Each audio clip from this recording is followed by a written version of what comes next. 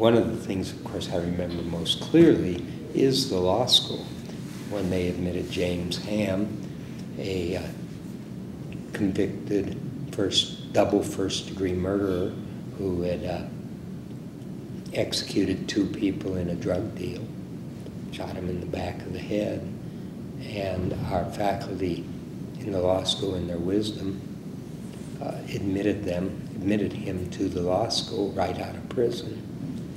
And to say that was provocative and controversial is to minimize it.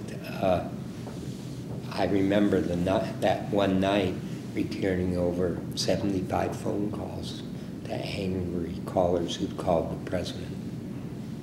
And I answered the calls, and I always would try to keep in mind that most of those people, just because they were called back, were satisfied that somebody actually heard them.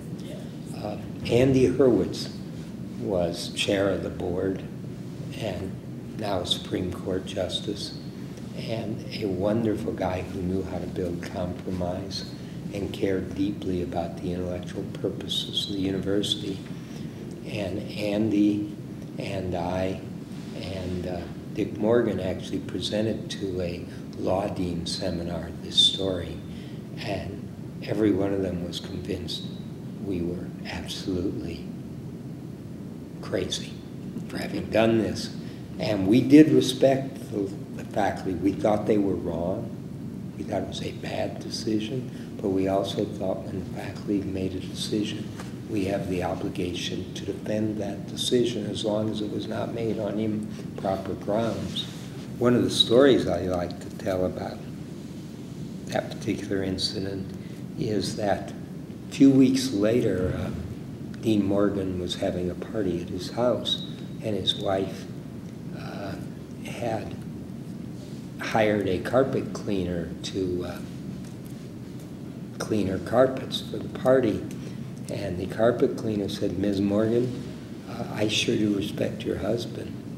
And she said, "Do you know my husband?" And he said, "Yes, isn't he Dean Morgan of law school?" And she said, "Well, yes, he is." And she said, "Well, how would you know anything about him?" And the carpet cleaner said, "Well, he admitted James Hamm to law school." And she said, "Well, how would you have an opinion about that?" And he said, "Oh, we were cellmates for 15 years. So that says it's not so important who your lawyer is, but you really ought to be careful who your carpet cleaner is."